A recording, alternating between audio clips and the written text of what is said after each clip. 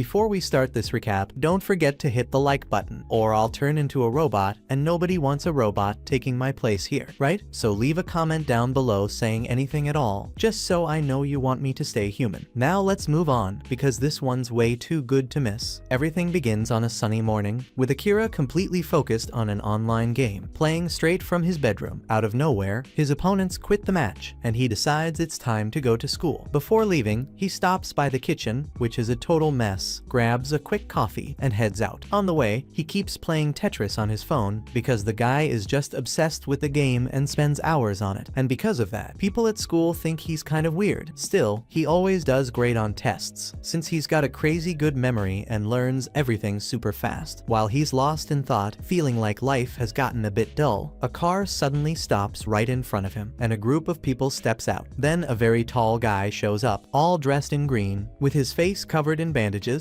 looking a lot like Mr. X. He throws a powerful punch that sends the van flying as if it were nothing. This guy then charges at Akira, trying to attack him, but Akira dodges easily and pedals away at full speed on his bike. That's when a citywide chase begins. Akira tries to shake him off, but the guy won't give up. So Akira decides to treat it like a real game and rushes into an abandoned building where he plans to set a trap. There, he realizes that this pursuer is no ordinary person. The guy is like a rubbery monster and insanely strong. Even so, Akira manages to build a trap and drops a heavy metal water tank on him, causing a serious injury. Even wounded, the guy tries one last attack, but Akira defends himself with an iron rod and manages to finish him off for good. Right after that, Mion appears, a girl with a cat-like appearance and a voice even more annoying than a stance. She says she didn't expect him to actually defeat her little pet Rajaminho, and she tells him that this is all part of a game he won't win. Without warning, a gunshot hits Akira's arm, leaving a huge hole, and he blacks out. When he wakes up, he's in a strange room, surrounded by strangers, all of them handcuffed. Mion appears and introduces herself as the one responsible for guiding everyone from now on. She starts explaining that they've basically been erased from the real world, which means they no longer have any citizen rights. At that moment, Shin tries to interrupt her, but she just keeps talking. Suddenly, Shin is shot and falls to the ground, and we see that Mion turned her arm into a weapon. She explains that in exchange for losing everything they had, they've received special abilities which will be monitored all the time. But she makes it clear that being outside the program is useless, meaning they have to prove they deserve to be there. She then explains how the game works. The handcuffs they're wearing are used to temporarily limit their powers. Once the green light comes on, all restrictions are removed, and from then on, anything goes. They're allowed to hurt or even kill anyone who gets in their way, as long as they follow the rules. Mion walks up to Eringo, a girl with glasses, and asks if she has any questions, but Eringo stays silent. After that, Mion turns to the rest of the group, including Madoka and Shin, to see if anyone else has questions. Shin asks what exactly is happening and what the purpose of all this is, but Mion replies that she can't reveal that kind of information. Right after that, a blonde girl named Yuri shows up, asking why they were chosen. Mion says the answer is kind of boring, but ends up revealing that the selection was completely random. At that moment, Yang appears and tells Mion that the first test will start in a few moments. Then the two of them head to the observation room, and each person is taken to a separate room where they receive a black card with the description of their power. Meanwhile, Mion and Yang watch everything through the cameras and talk about Akira, who seems to be one of the show's favorites. Leaning against a wall, Akira hears a loud explosion and figures that someone has already started using their power. He realizes that Mion is encouraging chaos, making them fight each other since there's no punishment for violence. That's when our first duel begins, and Akira's opponent is Madoka, a guy who always hated going to school. Madoka warns him that he'd better give up, since Akira's power isn't enough to beat his. And the moment the green light flashes, the fight begins, and Madoka turns a piece of wood into a sharp sword. He tries to strike Akira, but Akira dodges and runs away. Akira then starts using his brain and tricks Madoka. He sets up a series of misdirections in another room, pretending he doesn't know how to use his power. After buying himself some time, he tells Madoka that he's already figured out what his power is and that it's extremely dangerous. And that's the reason he hasn't decided to use it yet. As part of the bluff, Akira reveals that his power allows him to transform his arm into a high-powered cannon, just like Mion's. Madoka is stunned stunned when he hears that, and Akira mimics the same movement Mion made earlier. He spins his arm like a cannon and fires, seriously wounding Madoka. Madoka immediately surrenders, and Mion ends the match, declaring Akira the winner of the first round. Yang then asks why he didn't use that insane power from the beginning, but Mion reveals the truth. That wasn't even Akira's real ability. His actual power is to make his opponent believe he has any kind of ability he wants, and he uses that in a strategic way, waiting for the right moment to surprise them. That's why Akira chose to copy Mion's power in his first battle, since both of them already knew each other's skills. It was a key move to secure his victory, and afterward, Mion tells Yang she trusts Akira, calling him Prince, and even says she expects great things from the boy. Akira keeps walking, now escorted by a few guards after completing the test. Along the way, he spots Yuri heading toward her house, and later we see how Yuri ended up in that game. We find out she has a serious aversion to the word chance. It turns out she got into trouble with an abusive guy after finding him badly hurt and offering to help him. The guy started stalking her everywhere, to the point where she could no longer trust anyone. Her mother, on the other hand, would bring random men home, people she met drinking in bars. One night, she came home with one of those guys. They drank too much, and then asked Yuri to look after his little daughter. Yuri was already exhausted from all the bad coincidences happening in her life, but what really crossed the line was this. One day, she found her stalker about to jump off a building. She ran to stop him, but he took advantage of the situation, grabbed her, and pushed her off the rooftop. And after that event, Yuri found herself in the deadly games controlled by Mion. Since then, she's been desperately trying to find a way to return to her old life. It shows just how much Yuri hates the idea that everyone there was randomly selected. She feels trapped and angry to be in that place. Right after that, she opens an envelope containing information about her power and decides to test it. And that's when we realize that the tremor Akira felt earlier was actually caused by her. Still, the anime doesn't reveal directly what her ability is. Then we get another flashback of Yuri arriving home alone in the late afternoon. She finds her mother's new boyfriend's daughter completely alone, so Yuri decides to make the girl a meal and give her a bath, since the child was filthy and hungry because her father clearly didn't care about her at all. However, while they were getting ready to shower together, Yuri notices some strange marks on the girl's back. This brings back memories from her own childhood, when she was mistreated by her mother. Her mom once said that her entire life had been ruined because Yuri was born. Back in the present, Yuri walks with determination, ready to face the challenge of escaping that place, instead of always running away from her problems like she used to. Her first opponent is a muscular man who used to be someone important in a company, and would get involved with female students in exchange for money. But one day, a girl found out and tried to blackmail him for cash. He strangled her to death and awakened his true, twisted nature. He went from being a fat, repressed man to someone with the physique of an athlete, since now he hunted girls like they were his prey. This disgusting guy's power is being able to sense his opponent's emotional state to use it against them. And on top of that, he has a disturbing obsession with schoolgirls. During the fight, he even intimidates Yuri by taking off his pants just to provoke her. He manages to grab her and says it's unbelievably lucky that his first opponent happens to be a student. That twisted coincidence makes Yuri explode in anger and activate her ability. She crushes his arm, twisting it until it's completely deformed, and breaks free. That's when we finally discover Yuri's power. It multiplies all her physical abilities by 5. It's a simple and intuitive ability, but definitely not easy to use. Even so, sensing the danger, she charges at him and starts beating him down until he passes out. And just like that, she wins the round. What truly matters to Yuri is being able to return home and reunite with Ariria, the little girl she used to care for sometimes. Yuri wants to win this challenge for her. Right after that, one of the guards escorts Akira to another room where he finds Madoka, Shin, Yuri, and one unknown man. The next challenge is a group battle with 5 members. The team gets a 2-hour break to prepare for the fight. At that moment, the man no one recognized introduces himself as Sawatari. He begins explaining his ability, which is to turn buttons into ropes. It sounds kind of useless at first glance. Then each person shares what their power is, and Shin reveals that his ability is to become invulnerable for 2 seconds. But he says he hasn't even needed to use it yet, since he's experienced in wrestling and can manage well just with physical strength. Akira decides to keep hiding his true ability, and says that his power is to transform his arm into a cannon, just like Mion. Then he asks Madoka about his injuries. Madoka responds that after their fight, he did receive treatment and some medication, but it wasn't done with much care, because, for the people running the program, they're just disposable pieces. And after the 2 hours are up, the next phase begins. the 5 team members enter a combat ring, and there they see the opposing team's members, 4 of them standing and 1 seated in the back, avoiding eye contact with anyone. From the control room, Mion announces the rules for this stage. That's when Akira realizes he's been tricked. The fight boils down to throwing the opponent out of the ring, killing them, or forcing them to surrender. But this time, the battles are individual one-on-one. The whole 5-member team setup seems to be just a fake excuse from Mion. Her actual intention was to force everyone to reveal their powers, leaving each person vulnerable in front of potential enemies. And with that atmosphere, the first match is announced: Sawatari versus Rin. Right away, Rin tries to convince Sawatari to give up the fight, saying she doesn't like conflict. She even suggests a deal to avoid a fight, and Sawatari, who also prefers to avoid violence and just wants to stay alive, accepts the offer. But even so, the match begins and it's quite balanced. They decide to settle things with a coin toss. But just as Sawatari throws the coin into the air, he turns his head and suddenly crystals pierce through his body, and he collapses to the ground, seemingly dead. Akira tries to figure out what just happened, wanting to understand how Rin's power works. She seemed ready to negotiate, but in the end, she was prepared to kill. Still, he can't figure out how exactly her power was activated. Medical staff quickly enter the arena just to remove Sawatari's body, and this sets off a heated discussion between Madoka, Shin, and Yuri as they try to understand the situation. But everyone realizes arguing there would only get in the way. Akira then asks everyone to save their comments for later, and the next match begins: Shin versus Ringo. Despite Ringo's calm demeanor, the moment Shin gets ready to attack, she raises her hand and declares she's forfeiting the round. That leaves everyone stunned, but she returns to the team anyway, and the reason soon becomes clear. Ringo claims that her ability is to copy her opponent's powers, but she reveals that she couldn't copy Shin's, meaning his power must have some rule or special condition for activation. And considering her physical state, it would have been impossible to face him directly. After losing the round, Rin becomes furious, grabs Ringo by the neck, and threatens her. But Siko suddenly appears, and Rin immediately calms down. Siko tells her that victory is still guaranteed, since her power gives her a huge advantage. That's when we learn Ringo's real ability. She can copy 10% of her opponent's power, and when she does, she also gains knowledge about how that ability works. She just didn't know she wouldn't be able to activate it against Shin and chose to back out. The next match is between Siko and Madoka. As soon as they step into the arena, and their handcuffs are unlocked, both rush into battle. Siko's ability lets her launch marbles that transform into huge, heavy spheres once activated. She starts throwing several of those at Madoka, who deflects them using his wooden bat. But Siko realizes it won't be that easy to knock him out, so she starts launching 3 spheres at a time. Faced with that, Madoka decides to activate his power, which turns his bat into a sword. He slices one of the giant spheres in half, revealing that his true ability is to turn wood into a sword that can cut through anything in its path. Siko turns up the pressure even more, hurling a heavy barrage of spheres that even manages to corner Madoka. He reminds her that he can cut through anything, but Siko counters with yet another move. She throws a marble and leaps forward, trying to finish the attack. As Madoka prepares to strike, his sword suddenly breaks and the marble just rolls on the ground, doing nothing. In truth, Madoka had already broken his staff earlier, creating a second, smaller sword, and with that, he managed to defend against both attacks, leaving Siko with no marbles left. Madoka insists that she should surrender, but Siko replies by thanking him for letting his guard down. At that moment, it's revealed that the previous marble had wrapped around his feet, and Siko activates her power and hits him hard right in his lower area. Madoka collapses instantly from the pain, and later, when he regains consciousness, Akira asks how he managed to lose in such a ridiculous way, and right after that, the arena is set for the next to last match. Now Akira will face Kaji. Kaji is an ordinary guy with a dull life, always feeling like a side character in his own story, and he died when a steel beam fell on him in the street, and instead of ending up in an ice sky, he landed in this crazy game where he has to fight for his life. In the ring, Akira decides to test his ability and begins to think about who he currently considers an enemy. He then looks straight at Madoka and says he won't forgive him for weakening the team with his defeat. At that moment, Akira's arm transforms again into a cannon and he points it directly at Madoka. Everyone there starts believing that this must be his true power. Kaji becomes completely terrified at the idea of facing something like that. But when Akira fires, Kaji throws himself to the ground and places his hands on the floor, trembling with fear. Out of nowhere, the bullet simply vanishes, and the same thing happens with every other shot Akira launches at him. They all disappear without leaving a trace, and Siko and and Ringo begin to cheer excitedly for Kaji. That's when Rin tells him that if he wins the match, he can ask for anything he wants as a reward, and that really fires him up. But then, out of nowhere, he gets slapped hard in the face, completely off guard. Akira appears behind him with the cannon pointed at his head, warning that at this close range, there's no chance of escape. He orders him to raise his hands and reveals that he's already figured out his power, so there's no point continuing. Kaji is able to nullify anything that's about to hit him, and when he touches the ground with both hands, the match ends with Akira as the winner once again, using that same fake ability from Mion. Right after that, the next match begins. Yuri enters the ring, but to her surprise, her opponent is none other than Oji, the stalker who threw her off the building. As soon as she sees him, she explodes with anger and fully activates her ability. Even so, he stays calm, ready to face whatever comes. Oji's gift is to turn his body into a structure as hard as iron. Shin starts to doubt whether Yuri can actually win, but she charges at him with everything she's got. When the green light flashes, she punches him not hard enough to knock him out of the ring, but enough to cause serious damage. Akira then explains to Shin that even with a regular student's physique, a punch uses more than just strength. It involves speed, technique, and the entire body. Because of that, Yuri is able to multiply her physical capabilities by 5, and seeing that, Akira realizes her power might be the strongest of all, and starts planning how to use it to his advantage. That victory ends up marking the fall of the opposing team, and Mion shows up to say that the real punishment is still on the way. The actual winners are escorted by guards to another room, where the defeated girls appear, serving them dressed in bunny costumes. During the snack, Yuri mentions to Akira that her hand has been hurting ever since she punched Oji, so he pulls out a handkerchief with a cute teddy bear pattern and gently presses her hand to help ease the pain. At that moment, it's pretty clear that he's trying to earn her trust, or maybe something more. Madoka uses the moment to joke about Ringo, but Akira reminds him that he was the only one in the group who lost, so he starts teasing him, saying that he should wear a bunny costume too. That surprises Ringo and leaves Akira a little embarrassed. Not long after, Mion informs them that the next test is about to begin. The participants are once again separated between the winners and the losers. Each group is given a different direction to follow. Mion then reveals that what they just experienced wasn't even the real punishment yet. Sometime later, Akira's team arrives in a room full of different hallways. Each person must choose and walk down an individual path. Shin and Madoka go in different directions. Then Akira takes the chance to tell Yuri that the handkerchief is actually very special to him, and with all his slyness and cleverness, he asks her to survive and give the handkerchief back to him later, making her completely blush as he walks away with the handkerchief in hand. With that, Goat's plan to win over Yuri using her powers begins to take shape. Some time passes and Akira enters a new room where he receives a phone with instructions. The rules of the test are simple. Start with 100 points and reach Mion in under 30 minutes. Soon a door opens and he comes face to face with a forest. There, you can already see signs that other participants have been through, and a voice on the speaker says that each person eliminated from Block A is worth 10 points, and the game begins at that moment. Akira runs forward, but is interrupted by a blonde boy who blocks his path. The boy says he wants to recruit him, and then Yuri suddenly appears, being chased by a group of guys with a pretty weird look. She runs toward Akira, and as she gets close, the guys identify themselves as members of the Red Dragon group. They say they're after both girls, including Akira. One of them, clearly a pervert, finds out Akira is a guy and decides to settle it with force. The blonde boy, who seems to be from a rival group called Green, steps between the three and the enemies. He transforms a piece of wood into a giant bow with unlimited arrows, and gets ready to attack the enemy group. The blonde tells them to run while he holds the enemies off, but the other group has a hidden ace. A crazy guy named Matsushita shows up with a Mion cannon and aims it straight at the trio. Ayuki gets scared and warns Akira that the guy has the same ability as him, but Akira turns the situation in his favor. As the enemies heard what Ayuki said, they believe Akira also has that power, so he turns his arm and fires at the red group guys. Even though it doesn't cause damage, it creates an important distraction. The blonde sends out an arrow with a warning, but Matsushita still tries to shoot him while escaping. Only Akira had already predicted that, and at the exact moment the enemy fires, he strikes back. With all the smoke and confusion, the three manage to escape. When the men realize the others escape, they panic, not knowing how they'll report this to their boss. Shortly after, a boy approaches Akira and Yuri, introducing himself as Sato, saying he's part of one of the local factions. Later, Sato guides the two to the Green Group's base, a space where many people live and work together. It's almost like a small small community, and as soon as they arrive, a girl carrying a baby approaches. The child doesn't wear gems because she was born inside that game system. Sato then takes them to the base's meeting room and asks them to wait while they speak with the local leader. While they wait, Yuri asks Akira if he chose to support that group because he believes they're good people. But he says that's not the only reason in a game like that. You can't worry about the weak. And he believes there must be extremely powerful people behind the creation of that place, using very unusual abilities. Soon after, Sato returns and takes them to the base leader, an old man known as Shirasagi. He thanks them both for helping Sato, but they explain that it was actually him who saved them. Then the old man starts asking about their abilities, and when he finds out Akira has a cannon as his power, he gets excited to have someone so strong. Next, Yuri reveals she can multiply her physical strength by 5, and upon hearing that, both Shirasagi and Sato get emotional. After all, if Akira's power is already ranked A, Yuri's is even rarer. Shirasagi takes the chance to explain how the third challenge actually works, and also how they've survived until now. This time, participants earn points by completing tasks and missions, without needing to eliminate anyone. However, he continues saying that when he got there, people split into small groups to complete missions and try to survive together, until the leader of another faction appeared and started capturing people and doing shady things. This red group isn't interested in passing the stage, but rather in establishing their own rule in that world, since no one knows if the next stage of the game won't be even more cruel. Meanwhile, we see the red team returning to their base, telling their boss Hajime that the boy with the cannon managed to escape. Right next to Hajime is Aaron, the same girl who had earlier appeared holding a severed head without any ceremony. Hajime pretends not to care that they let the boy escape, and even offers a drink to his subordinates. But as soon as one of them approaches, he smashes the bottle in the guy's face, leaving everything covered in blood. And at that moment, the vice leader of the red team named Masia intervenes and asks Hajime not to cause trouble. Masia also mentions that maybe Akira managed to escape because of his very unusual power, just like there. That makes Hajime change his expression, realizing he can't ignore the situation anymore. Back with the green team, Shirasagi continues his explanation and reveals that the red team enslaves the ones they kidnap. Hearing that, Yuri decides to side with the green team because it reminds her of the abuse Riria suffered at the hands of her father. They also find out there's a third group known as the blue team. The members of this group have very specific abilities and prefer to stay neutral. Shirasagi tries to convince Akira to join their side, but the boy walks up to the table and points his hand at him as if about to fire the cannon. The old man then questions whether he's trying to use him as a hostage, or if he's planning something else. But Akira gets nervous because his cannon isn't working. He starts thinking maybe Shirasagi doesn't believe that's his real gift, or maybe he even has some ability that cancels his. But then the old man asks Yuri to stop aiming with the cannon, and in that instant, the power activates. Shirasagi smiles in satisfaction, realizing Akira was telling the truth all along, and right after, he challenges Akira to fire if he really wants to see where it'll go. The cannon is activated, but nothing happens, since Shirasagi's power can even nullify the shot. That makes Akira acknowledge the old man's strength, and realize he really can stand up to the red team, so he decides to support Sato and officially side with them. At that moment, a woman named Momoko appears, saying that lots of new members are arriving at the base. The problem is that there aren't enough rooms to accommodate everyone. Akira then suggests sharing his room with Yuri, and it leaves her a bit flustered. When she enters the room, she finds a condom on the bed, which makes her even more embarrassed. Yuri quickly hides it, very nervous, and right after, Akira thanks her for sharing the room, saying he'd rather be alone. He then asks her to trust him, because he's about to reveal a very important secret about his real power. They write a fake description claiming Akira's power is telepathy, and he asks Yuri to focus and connect her mind to his. Yuri decides to trust Akira and activates her real power. He manages to speak to her telepathically, and during this conversation, Akira says he believes they're being watched, since Shirasagi is a cautious man with a mission to protect the others. So it's almost certain they're under constant surveillance, until it's clear whether they're a threat or useful to the community. And right after, Yuri starts telling about her past, and Akira realizes she wants to return because she feels responsible for Riria, who is clearly alone in the world. Akira then tells Yuri that he doesn't want to return just to win the game, or settle scores with Mion. During their time together, Akira starts to really trust Yuri, thinking she's someone worth betting on, and with that, he decides to make a promise. He reaches out his hand to her and promises he'll take her back home. But he sets one condition: his real power must stay secret, so he reveals what his ability is. He copies the power the enemy believes he has, which which leaves Yuri quite confused, and suddenly everyone gets a notification on their phone. Mion announces the next round will happen the following day and it'll be a hunt. And with that info, Masaya and his group decide to get rid of their slaves to complete the mission. The next day, the participants gather at the meeting point, and the green team's leader splits the people into several groups. Yuri forms hers with Akira, and while heading to the mission location, Akira talks to his partner through telepathy, seeing she's visibly nervous. She says she still hasn't figured out the powers of the other players, but says they should act fast before the truth about him gets discovered. Even so, he finds it hard to put his life in Yuri's hands. And soon everyone arrives at the ruins of Block D. And then Neon, that damn vixen, shows up to officially start the hunt. Out of nowhere, some guys show up looking a lot like that Mr. X from the start chasing Akira. They drop from above and get ready for battle. And Mion explains that each defeated creature is worth 30 points, and the mission only ends when all are eliminated or if the players are defeated. Akira jumps into the fight using his cannon, and as part of a plan he had already made with Yuri, he asked his partner to believe that his real power is telepathy, while the rest of the group thinks it's the cannon. That way, he can use both powers at the same time without raising suspicion, but he does it in a very specific way. Since he paired up with Yuri, the two act on their own. Even so, the leader is monitored by trusted allies. Every move Akira and Yuri make is being watched by those who think his power is the cannon. Meanwhile, he can use telepathy freely without being noticed, since Yuri is with him. At this point, other members also start defeating the monsters using their unique abilities. There's a guy who can withstand the creature's blows, and a girl armed with a giant sword, and even a religious one. Her power is to control a cursed doll she throws at enemies to cause damage. Right after that, the red team arrives led by Hajime and Masaya. Behind them are a bunch of enslaved people who owe them favors. Shirasagi tells his group to retreat and give up their powers, so they try to prevent the red team from becoming the monster's main target. But Masaya's plan is to use his ability to force the players he brought to become cannon fodder. That ends up making things harder for Shirasagi, who doesn't want to see innocent people dying, so he orders his group to help whoever they can and leave the place as fast as possible. Meanwhile, we see Ringo is one of the slaves, and she ends up being saved by Akira and Yuri just before a monster attacks her. The red team leaders watch everything from the top of the ruin without interfering since it's allowed, but Mion decides to make things more chaotic and releases her trump card, an even scarier monster called Mayo. This monster is a collage of parts from other creatures, and even trying to defeat it with the cannon, Akira causes no damage. On the contrary, he hits a tree and is saved by Shirasagi. Shirasagi asks if he can still move, and when Akira confirms, he tells him to leave the place since that monster is his own creation. And then we find out the power of the green group leader. Even trying to avoid showing it in front of Hajime and Masaya, he has no choice. Shirasagi is a mediator. His power is to negotiate peacefully with the enemy, but if the negotiation fails, he can use it as an offensive weapon, and that's exactly what happened. Shirasagi tries to defend himself as much as possible, but since the monster doesn't stop, he activates his ability and makes a huge hole in the creature's chest. Mayo falls to the ground, but it's clear the old man got hurt in the process too, since that's a drawback of his technique. But then something unexpected happens. Mayo starts devouring the nearby monsters, and with that, he regenerates and closes the wound made by Shirasagi. Mion warns that now the second phase of the battle begins. Mayo comes back full force and attacks Shirasagi, since he can barely defend himself because one of his arms is in terrible shape. Hearing that, Yuri tries to run to help him, but Sato and Akira stop her, since it's too dangerous. At that moment, Akira reminds her of their deal. They have to go home and take care of Riria, but Yuri gets mad thinking he's just making excuses. She then shakes them off and runs to the old man, ready to protect him with her power. Shirasagi holds on with just one arm as best as he can, until Yuri arrives and lands a powerful kick in the air, repelling the monster. But the monster soon lands another attack, so Mayo grabs Shirasagi and throws himself backward with him, dodging the hit. As she prepares to strike back, she gets surprised by Akira's cannon blast. This makes Mayo focus on him again. This time, Akira decides to try a different approach with Yuri, but for that, he needs to find a place where they can't be seen. Meanwhile, they dodge attacks and communicate through telepathy. His partner tries to convince him this is too dangerous. And during all that, Hajime comments to his brother that Akira looks like a complete fool fighting like that, without dealing any damage to the enemy. On the other hand, Masaya looks closer and notices that Akira probably has some hidden strategy, something beyond what's visible. And right after that, Akira ends up finding a blind spot where the enemies above can't see him. He goes there being followed by the monster, and once he gets cornered, he asks Yuri to stick with the plan, and the two focus on something together. The monster hits Akira with a brutal strike, filling everything around with rubble, but despite that, it's clear he wasn't harmed at all, and out of nowhere, he appears face to face with the enemy, aims the cannon at the creature's mouth, and fires straight into its head. Yuri runs up to him and embraces him, worried that he got hit so recklessly. The gesture catches Akira by surprise, and his partner ends up feeling embarrassed. But suddenly, Mayo returns with her head covered in injuries, and tries to attack the two of them again, but right at that moment, Rajime appears and strikes with a single blow, cutting off the creature's head and putting an end to the fight. Rajime stares at Akira and comments that he noticed the cannon is more effective at close range. He also thinks Akira only managed to avoid the previous strike by sheer luck, and that just made him even more interested in him. But things start to get worse when Yuri tries to hit Rajime, furious because of all the innocent lives lost due to his actions. Without even blinking at her attack, Rajime neutralizes everything with a single kick. He grabs her leg and throws her near Akira, making her roll across the ground. Right after that, he asks if they're done with the test and if they really intend to fight him. At that moment, Mayo fires her cannon at Rajime's feet and says the test is still not over. He walks toward the other players and says that he's already come up with a strategy to put an end to the war between the groups. This mission has a name, the King's House. The goal is to capture the rival leader's phone number in order to secure victory. For the red team, this sounds dull and far too easy, so Mayo starts thinking about how she could tweak the rules. She suggests that a good idea would be to activate the leader's shackles, preventing them from using their powers. As soon as Akira and Rajime hear this, they both assume it'll be easy to eliminate the leaders that way. But Rajime cuts Mayo off and proposes a change if she agrees to it. The red side then offers a new condition. The mission will only be considered complete once the entire opposing group has been eliminated. This catches Mayo's attention, but Shirasagi objects, saying this can't be allowed because his team includes women and children. Despite his protest, Mayo insists that no group gets any special privileges, and that if they refuse, the battle starts right there and then. Faced with the threat, the green team's leader decides to step back and get his team ready for the mission. Akira returns with him and Yuri to the base. When they arrive, the old man invites Yuri to take a seat, and she happily accepts. As soon as she leaves the room, the old man whispers something to Akira. He tells him that once his arm is fully recovered, he should come to his room, because he wants to speak to him about something in private. Not long after, Akira looks for Shirasagi and asks what his real power is, since he doesn't believe he managed to escape from Mayo just by luck. Akira then reveals that the cannon isn't actually his real power, but refuses to say more, knowing that Shirasagi is probably keeping secrets too. Even so, he promises he'll use that hidden ability to defeat the red team once and for all. Meanwhile, we see a member of the red team attacking a girl in the forest. Her name is Arika, but she ends up being protected by Shin. In another scene, we have a flashback showing Ringo meeting Akira through an online game, where she used the name K. Later on, she finds out he's a member of the Green Group,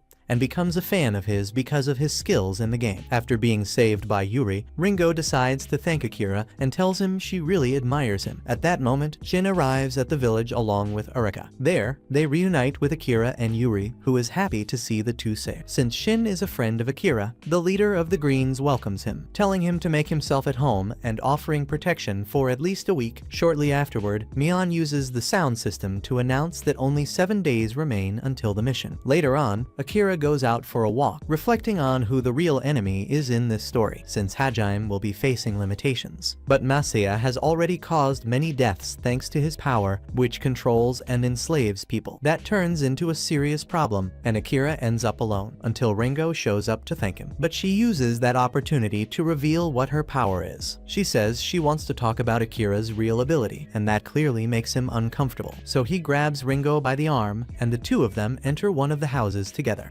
Inside, he remembers that his gift allows him to discover his opponent's power and copy it, even if it's only a small portion. That's why she really needs his help. Ringo knows Akira's power depends on other people, and so she proposes the two of them form a duo. That way one can make the other stronger. Hearing that, Akira asks if she knows the powers of the red team's members. Ringo says yes, and not long after, she walks out of the house and comes face to face with Yuri, who was actually watching everything from the start. On the next day, Akira decides to look for Yuri and asks to spend some time with her, since she's heading out to meet up with the members of the blue team. Meanwhile, Yuki, one of the red team's servants, receives at the base a prisoner who escaped from the green side and brings some intel. Inside the red dragon's base, they're focused on pampering Rin, when suddenly, a strange limping girl appears out of nowhere. She immediately starts asking what Rin is doing in that place, and why she's not a slave. She attacks the moment Rin tries to introduce herself, and according to the others, this girl has some kind of aversion to women. Even so, Rin isn't shaken by the remarks, and right then, Masaya steps in to stop the fight. The girl, whose name is Renka, changes completely, becoming sweet and affectionate toward him, realizing someone so dangerous is walking around freely. The Red Dragons team understands that things are starting to get serious. Right after that, another member shows up, Kamui, an elderly man who enters the room on a skateboard and already destroys everything with his power. Masaya warns everyone that he doesn't want any kind of disorder there, and right after that, Ayuki, the prisoner from the green group, arrives at the entrance. The sub-leader questions the servant about the whereabouts of a man named Hindo, and hears that he went to test his sword on the hostages. After that, Ayuki comments that the boy who's with her has something important to reveal. He steps forward and begins explaining the situation. Apparently, they managed to plant a spy inside the green base, and this infiltrator was able to collect some information about Akira. That's when Masaya has his suspicions confirmed, when the fugitive tells him Akira survived the monster's attack, and afterwards used his cannon. So Masaya goes after Rajaim, who's in the middle of training with one of the monsters. He says that Akira's cannon power is a trick. Meanwhile, Akira and Ayuki continue their journey heading toward the blue team's base, but they take a brief break in the forest to try something new.